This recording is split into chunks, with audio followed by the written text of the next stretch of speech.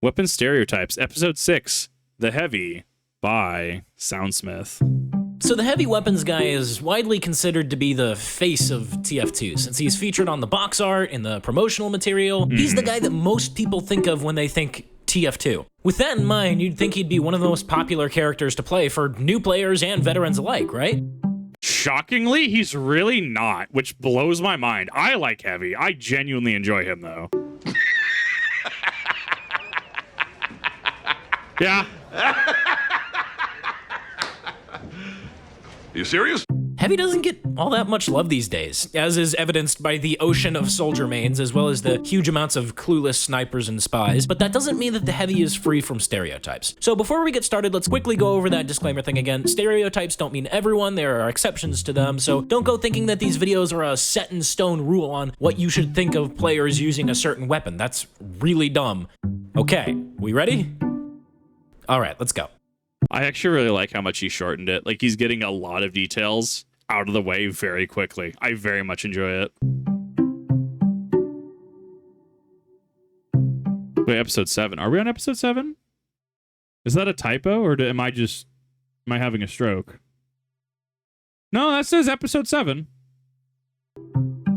I mean, what is there to say about the minigun that isn't obvious just by looking at it? It's a massive behemoth of a gun, it does insane damage up close, and it will completely shred anyone that tries to take it head on. That said, the same thing applies to basically every heavy primary, so I guess this doesn't really say anything specific. If you see a heavy with a stock minigun deployed, you know they mean business, but the individual stereotype will really depend on what variant they have, be it Australiums, Festives, Skins, whatever. But that's The lights on this festive skin are throwing me off because it's spinning and I'm just like, the wires, like the cords feel like they would like, I know it's a cosmetic, right? It's not going to actually interact that way, but it was just making my brain just like tick in a weird way. a series for another day. Sure, makes sense. You don't have a strange variant of the stock minigun, and you're competent at gambling against AI. Not many people use this weapon, which is a shame. I do really wish that Valve would give us a Stranger Fire for this, since it's a really cool reskin, and I bet way more people would use it if it tracked their kills. Yeah, I mean, that's what I want to get. I need to get something. If the strangers track your kills, I definitely need to get one of something. I'm going to have to figure out how people actively grind those out.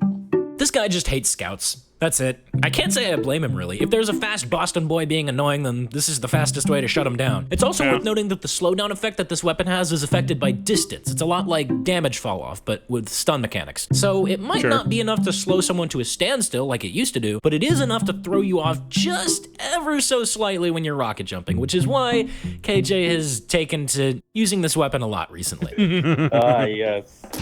Are you still there? Yes. Oh no. Oh, go. That was a wild fork. It threw me off. I hate you.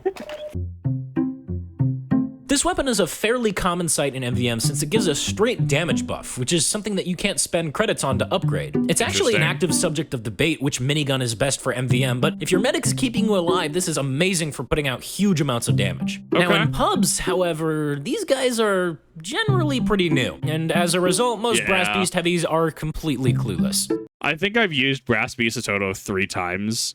Going casual and in community nights. Like I don't really see the success with this one. Like the movement penalty, unironically, just it hurts more than you think it would. Yeah, see how he turned that slowly? Completely Like look at this heavy. clueless. Bro, as a backburner pyro, I would love if heavies always turn that slow. This guy swears by the Tomislav. He will argue day and night that it's the best minigun for heavy, and I guess he's got a point. It's really, really good. Is it better than stock? Well, I don't know. You can form your own opinions on that, but Tomislav heavies are those guys that will never shut up about how superior their opinions are. But they also usually carry sandwiches, so I guess I can't be too mad at them. Fair. I've never This seen guy's this. a cart heavy. Yeah, you know who I'm talking about. This guy. Yeah, that one. I mean, it's honestly not a terrible strategy if you've got a pyro to work with. The cart negates the ammo consumption penalty, and the pyro can give you targets to focus down while you're revved up and super glued to the objective, so it's kind of smart in a way, but that... So hear me out, run this in 2 backburner pyros, because with 2 backburner pyros, because you're flanking, realistically, you have 100% backburner uptime. That's pretty spicy. doesn't make them any less annoying to deal with. Oh, dude, then you get Sun on the 6 Scout, right? Dude, you could do some damage. This guy is either really new or a fat scout. The vast majority of tryhard heavies use the sandwich, so the presence of a shotgun usually means that he's just messing around. That said, I'd be ignoring a huge chunk of shotgun heavies if I left out the new players. These guys haven't really unlocked anything for the heavy yet, but due to the nature of the class, they're still quite useful if you stick close to them and help them out. Right. Makes sense. Okay, this guy is definitely a fat scout. He's played the game long enough to get unlocks for the heavy, but he's still not using the sandwich. This takes the new player that hasn't unlocked anything stereotype out of the equation, and just leaves you with that one guy that isn't taking anything seriously, but is still somehow getting frags. He's just being a shitter. I love him. Sandwich. You know what this is. It's not a weapon. It's a sandwich. It's a fucking actually, it's a sandwich. There's a V in there. This is an item that, in my experience at least, you use because you've been pressured by your team to actually do something helpful for once, since you're obviously not spy checking enough, and you're not protecting your medic, and you're not looking for flankers, and you're not watching over your sentry nest, and... Well, you know what? If you can't beat them, heal them. Let's take a sandwich, or a robo sandwich if you're feeling particularly passive-aggressive, and sling it at their faces. And maybe then they'll appreciate us, because who doesn't love a healer, right? A good right-click toss with this thing says to your team, I have trained all my life to give you this medium health pack. And by the time you're halfway through that statement, they're dead. Yeah. Oh well. Oh, I love that. That's honestly... Oh. Yeah, I love playing heavy. I love being able to toss food. It's so good. Outside of times 10 mode, you really rarely see this used. It does let you survive 2 headshots without dying though, which is why you'll see this slightly more often on payload maps or really anywhere with long sightlines. Oh, I love tiny top hat heavy. That's so good. This guy is not taking the game seriously at all. By all accounts, it's a really bad weapon, aside from maybe a flank-heavy playstyle with the stake as a utility, and even then, it's just really bad. It is seen as the heavy meta in medieval mode, though, along with the killing gloves of boxing, so I guess it's not entirely useless, but either way, if you see a buffalo stake heavy, just don't expect him to get anything done. That way, when he goes on a huge tear with the frying pan, it's more of a pleasant surprise. So what I'm hearing is I need to equip the buffalo stake to telegraph to my team not to have expectations of me. This makes perfect sense now. These guys are usually new players. I mean, sure, there's the I use this because I have a strange variant fist heavies, and maybe there are some people that just like punching the crap out of their enemies, but it's most common to see on full stock heavies. Same deal as what I said about shotgun heavies. Stick close to them and help them out, and they'll be a surprisingly valuable asset to your team. These guys also like punching people, but they also really like Mr. Torg. Punch him so hard he explodes! Now, like I mentioned earlier, this is the meta for medieval mode. You can go on huge tears with this, and it's amazing. Also, it pairs surprisingly well with Fat Scout. Crit shotguns are nothing to scoff at, but at any rate, you really don't see this weapon on heavies that are actually trying to play the game and capture the objective, so just keep that in mind. This is one of the most common weapons used by tryhard heavies. The speed boost is a fantastic utility, despite the mini crits carrying over after you switch off of it. But anyway, gloves are running urgently heavies probably take the game more seriously than your average hoovie does. Gotcha. It's because by nature that it gives you that speed boost. Like they have something in mind. It's like when I play Pyro, I have, what is it, the sledge on to give me the movement speed boost. Like I'm actively tryharding. Why would you even use this weapon? It's just so bad. Okay. I guess Warriors Spirit Heavies are using this because they're new and don't realize what it does, or they're just curious to see how bad it actually is. I mean, I'm well aware that there's probably going to be that one guy who will fight tooth and nail trying to prove that this is a good weapon, and now that I've said this, there's going to be a bunch of them, but I still can't think of one reason why you'd actually want to use this. Hear me out. You use it because you can make funny awoo memes. You can make furry memes. That's it. Enough said. This is one of those weapons that can be used by both serious and not serious players. It's an amazing utility for tanking damage and making escapes for those that want to try hard, and it's also really good at preventing damage in order to get up close and punch people if you just want to be a fat dude running around punching people. There's something for everyone in this weapon, so you'll just have to judge them based off of other stuff. Like their hats. Makes sense. Logical.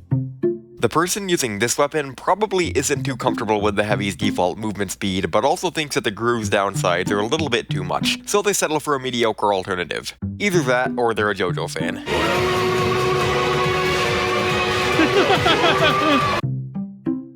Flawless. While this weapon is actually pretty good at stuffing Ubers if random crits are a thing, the vast majority of Holiday Punch Heavies are friendlies. What? Friendlies? Screw those guys, they're ruining TF2! Hey, shut up, tryhard. It's just a game. Why don't you let people play how they want? I'm going to completely ignore any and all arguments you may have against me and instead attack you personally, you fucking pansy. Well, I'm going to completely ignore any and all arguments you might have and instead attack you personally, you fucking tryhard. Everybody riot! Oh, yes.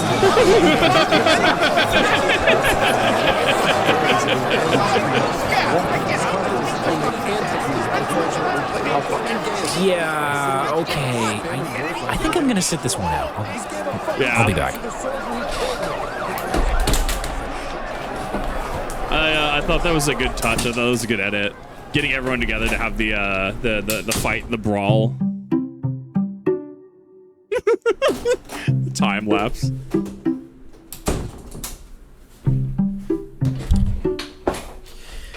Okay, I'm back.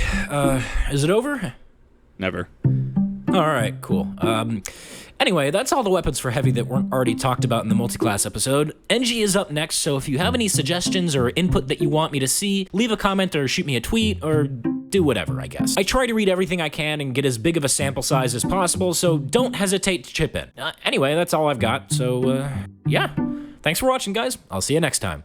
As Tough Sun mentions, the GRU has been updated, as well as eviction notice is slightly outdated here because of the max health drain. Yeah, no, things have changed since these videos came out, but it's still cool to like take a look at a snapshot in time, right? I mean, I don't know, maybe it's because I play things like Yu-Gi-Oh, played things like L5R, where it's like, you know, you have snapshots, you have metagames throughout the ages, right? Like players in Yu-Gi-Oh will play like GOAT format, right? Or like hat format, and it's like they go back in time to see the game as it was at that point in time. I don't know, stuff like that always fascinates me. So while information could be outdated, while things have been, you know, changed, buff nerfs have happened since these videos, honestly, it's just super cool to take a look at some of these and just see a snapshot in history of TF2. But I digress. This is going to make me play some Heavy, definitely. I need to play some more Heavy. I need to get used to Heavy a lot more because I'm having a lot of issues with positioning still. But hopefully I can work a bunch of that out. Thank you everyone for watching. I really do appreciate it. I had a lot of fun with this. Hopefully you did as well. And we will see you in the next one.